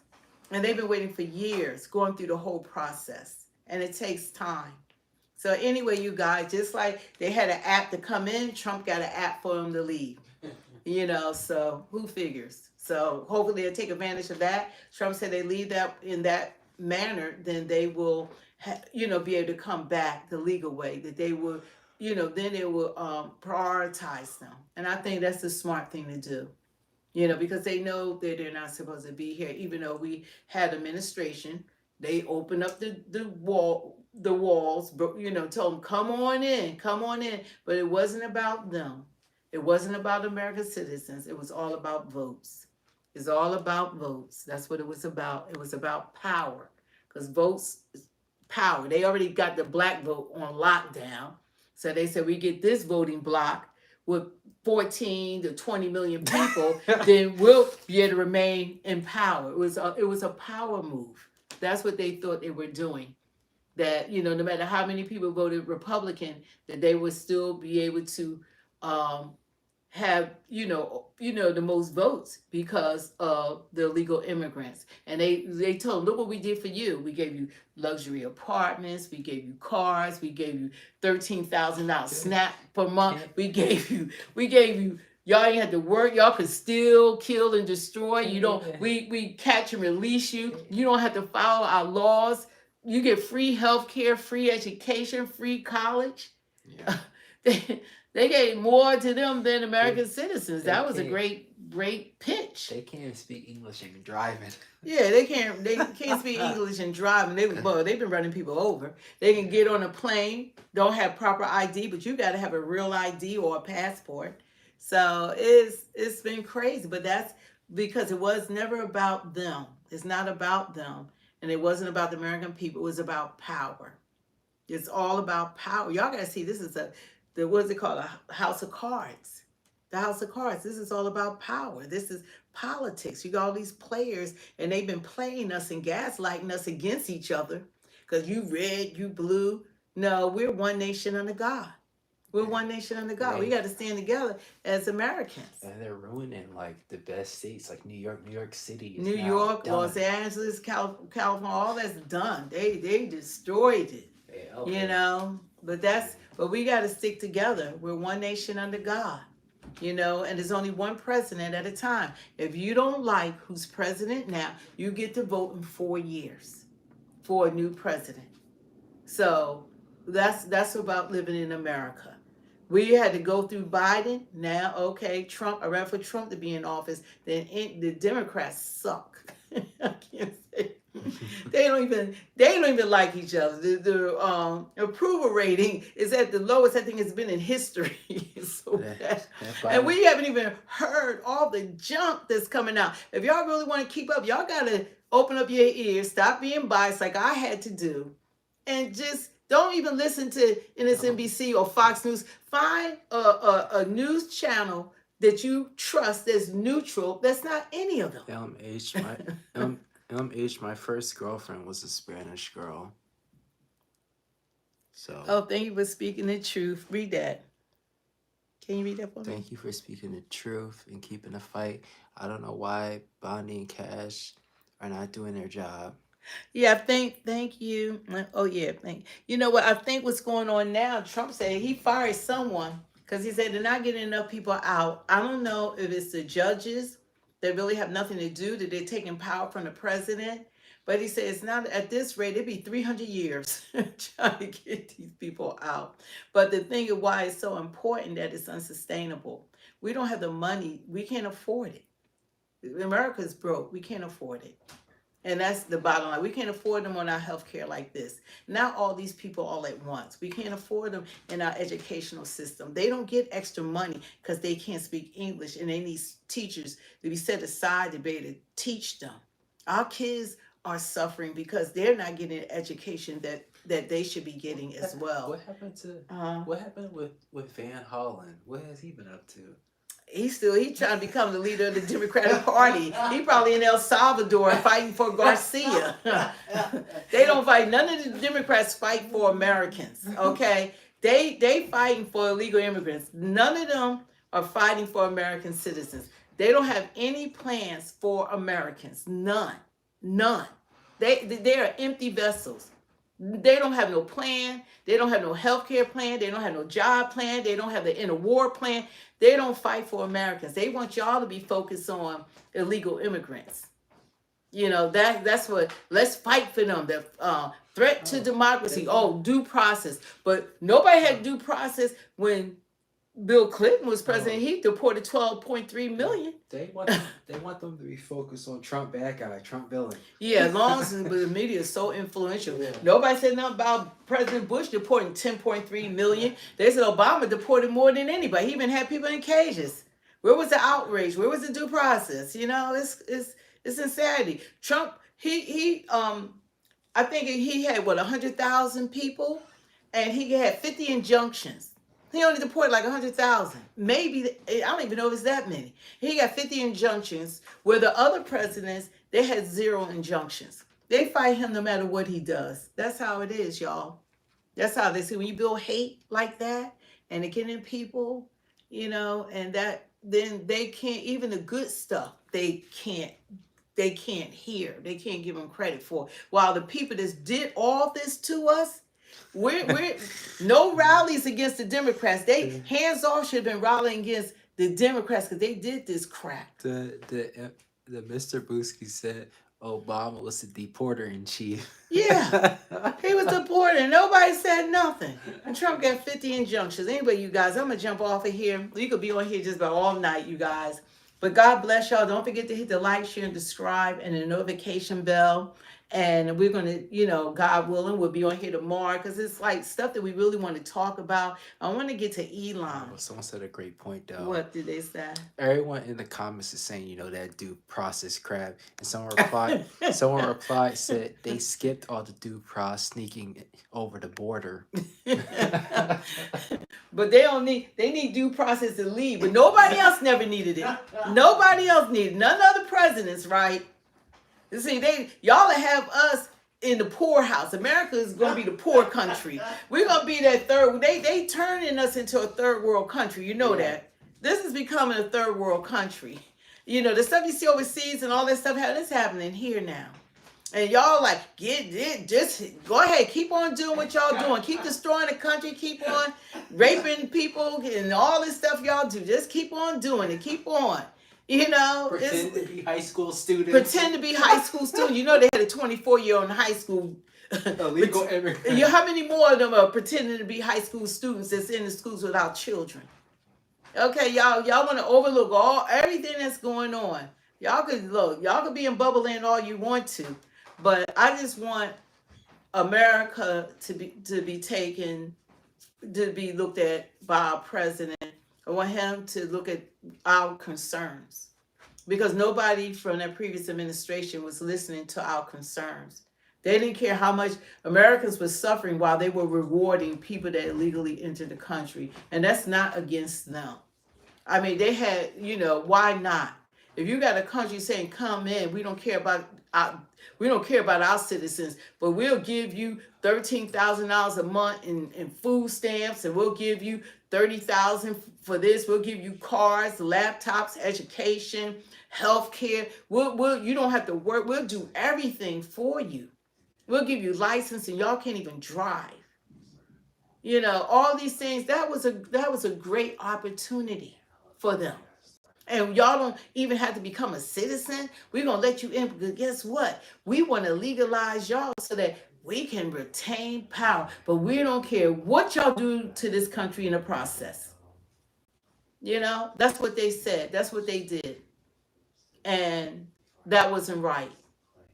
And we have, now Trump is the bad guy because he has to balance this out. It's not balanced. It's not balanced at all.